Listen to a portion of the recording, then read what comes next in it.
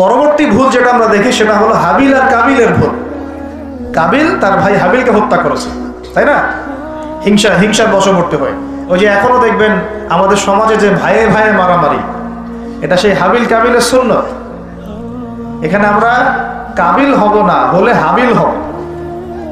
প্রয়োজনে হাবিল হয়ে থাকবো, তাও কাবিল হতে চায় না। কারণ নবী সাল্লাল্লাহু আলাইহি ওয়াসাল্লাম বলেছেন, পৃথিবীতে প্রথম হত্যাকাণ্ড সংঘটিত করেছে কাবিল। ভালো করে শোনেন, যারা এই পথে আছেন ভালো করে শোনেন। পৃথিবীতে প্রথম হত্যাকাণ্ড সংঘটিত করেছে কাবিল। এ কারণেই কিয়ামত পর্যন্ত যত মানুষ খুন হবে, এই সমস্ত খুনের পাপের একটা অংশ কাবিলের আমলনামায় গিয়ে যুক্ত হবে। মনে করায় দেই, কাবিল একজন নবীর সন্তান। কার সন্তান? নবীর সন্তান। লূত আলাইহিস সালামের স্ত্রী একজন নবীর স্ত্রী। নূহ আলাইহিস সালামের স্ত্রী একজন নবীর স্ত্রী। আবু লাহাব সর্বকালের সর্বশ্রেষ্ঠ মানব মুহাম্মদ সাল্লাল্লাহু আলাইহি ওয়াসাল্লামের চাচা। আবার ফিরআউনের স্ত্রী, তার নাম, দাসীর নাম কি? আসিয়া।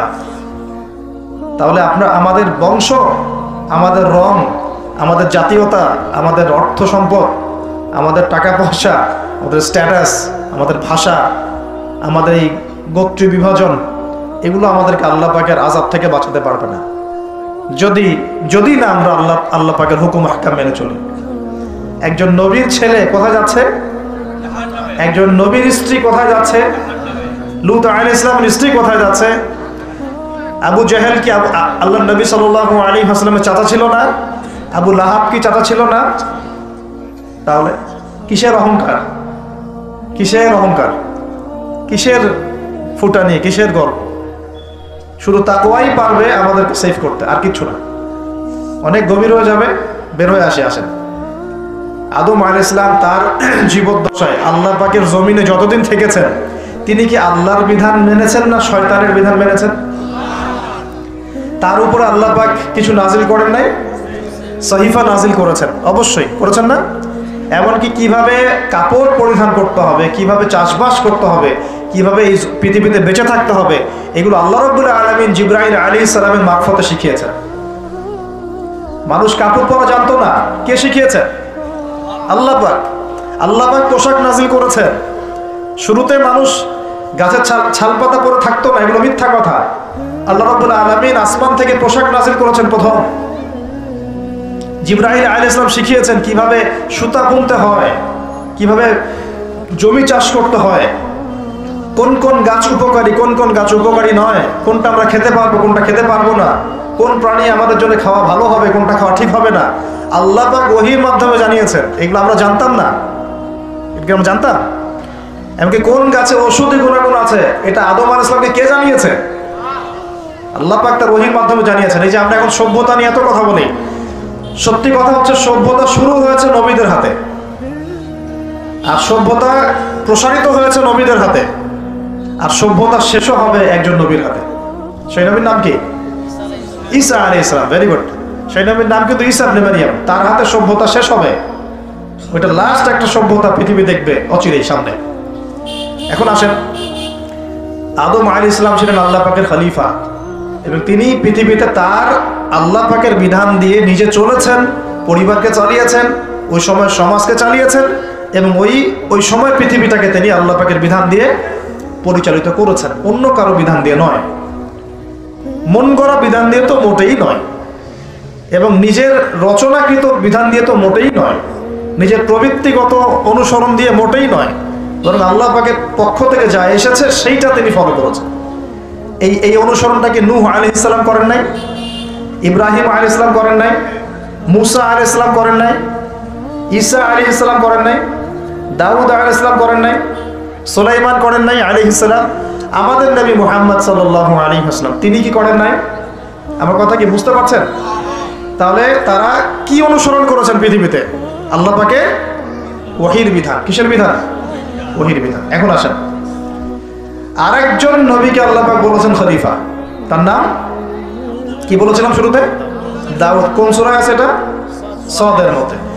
এইখানে আল্লাহ পাক আরো স্পষ্ট করে বলেছেন একজন খলিফার দায়িত্ব কি। খুব মনোযোগের সাথে শুনবেন। উপযুক্ত পরিবেশ মনে হচ্ছে বলে আলোচনাগুলো করছি, আপনারা খুব সুন্দরভাবে বসে আছেন, আমি কথা বলতে খুব কমফোর্ট ফিল করছি। আল্লাহ পাক বলছেন যে ইয়া দাউদ, হে দাউদ, ইন্না জাআলনাকা খলিফাতান ফিল আরদ, আমি আল্লাহ তোমাকে পৃথিবীতে আমার খলিফা করেছি। সুবহানাল্লাহ। হে দাউদ, আমি তোমাকে পৃথিবীতে আমার খলিফা করেছি। এখান থেকে বলতে গিয়ে আপনাকে বলছিলাম যে দাউদ আলাইহিস সালাম এই জেরুজালেম থেকে 40 বছর বিশ্ব শাসন করেছিলেন। কত বছর? দাউদ আলাইহিস সালাম এই জেরুজালেম থেকেই, যেখানে এই লড়াইগুলো হচ্ছে এখন, এখান থেকে তিনি 40 বছর বিশ্ব শাসন করেছেন। এবং তারপরে তার সন্তান সুলাইমান আলাইহিস সালাম আরো 40 বছর তার বাবার চেয়েও দাপটের সাথে এই বিশ্ব শাসন করেছেন। এবং তারা ছিলেন তখন মুসলিম, তারা ছিল তখন কি মুসলিম। কিন্তু এখন যে ইসরায়েলকে আপনারা দেখছেন, তারা ওই শাসনটাকে ফিরিয়ে আনার চেষ্টা করছে, কিন্তু ভুল একটা পথে। ভুল পথটা কোথায়? তারা মনে করে তাদের একজন মাসিহ আসা এখনো বাকি আছে, এবং তারা মাসিহুদ দাজ্জালকেই তাদের মাসিহ মনে করে। আল্লাহ পাক তাদের মাসিহ পাঠিয়েছিলেন, সেই মাসিহের নাম হচ্ছে ঈসা আলাইহিস সালাম, কিন্তু তারা নিজেরা তাদের মাসিহকে চিনতে ভুল করে হত্যার চেষ্টা করেছিল। তারা নবীদেরকে হত্যা করা জাতি, এমনকি তারা আমাদের নবী মুহাম্মদ সাল্লাল্লাহু আলাইহি ওয়াসাল্লামকেও হত্যার চেষ্টা করেছে একাধিকবার। তো তারা মাসিহ ঈসা আলাইহিস সালামকে হত্যার চেষ্টা করেছিল, আল্লাহ পাক তাকে উঠিয়ে নিয়েছেন। এবং তাদেরকে পরীক্ষা ফেলে আল্লাহ পাক মাসিহুদ দাজ্জালকেই তাদের কাছে মাসিহ মনে করিয়ে দিয়েছেন। এখন তারা দাজ্জালের জন্য তাদের প্ল্যাটফর্মটা রেডি করছে। এই কারণেই এই সংঘাতগুলো আপনারা দেখছেন। দাজ্জালের কনসেপ্টটা না বুঝতে পারলে এখনকার জিওপলিটিক্সটা বুঝতে পারবেন না। ইউনাইটেড নেশনস আপনাদেরকে জিওপলিটিক্স বোঝাতে পারবে না। জিওপলিটিক্সটা বুঝতে হলে দাজ্জালের কনসেপ্ট লাগবে। তাদের ধারণা তাদের মাসিহ আসলে পরে তারা ওই ফিলিস্তিন থেকেই, জেরুজালেম থেকেই আবারও বিশ্ব শাসন করবে, এটা ওরা ধারণা করে। এই ধারণায় তারা বিগত 100 বছর থেকে কাজ করে যাচ্ছে। কত বছর থেকে? এবং কাজ করতে করতে করতে করতে এখন দেখেন কি অবস্থা। প্রায় বেশিরভাগ জায়গায় তারা দখল করে ফেলেছে। তারা রাজনীতি নিয়ন্ত্রণ করে ফেলেছে, তারা রাষ্ট্র গঠন করে ফেলেছে, তারা রাজধানী পর্যন্ত ঘোষণা করেছে, তারা অর্থনীতি নিয়ন্ত্রণ করে ফেলেছে, তারা ব্যাংকিং ব্যবস্থা নিয়ন্ত্রণ করে ফেলেছে, ব্যবসা বাণিজ্যের বড় বড় সেক্টর নিয়ন্ত্রণ করে ফেলেছে, প্রযুক্তিগুলো নিয়ন্ত্রণ করে ফেলেছে, অস্ত্রশস্ত্রগুলো মজুত করে ফেলেছে। এখন তারা যা ইচ্ছা তাই করতে পারে। এই কাজগুলো তারা কেন করছে এটা আপনারা বুঝতে পারছেন না। কেন তারা হাসপাতালে বোম মারবে? কেন শিশুদেরকে হত্যা করবে? কেন নিরীহ ফিলিস্তিনিদেরকে এখান থেকে উৎখাত করবে? কেন?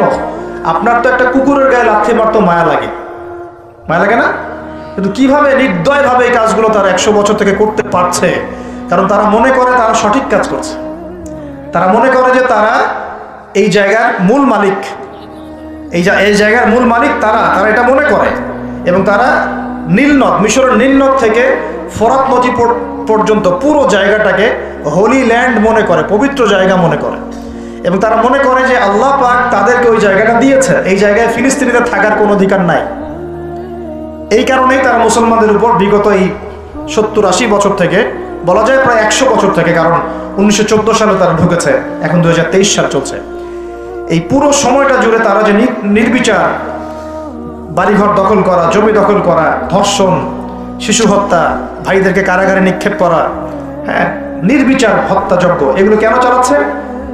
কারণ তারা মনে করে ওই জায়গাটা তাদের, এবং তারা মনে করে যে তাদের মাসিহ আসা মাত্রই তারা ওইখান থেকে বিশ্বটাকে শাসন করবে। এবার কি মিলাতে পারছেন বিষয়টা কোন দিকে যাচ্ছে?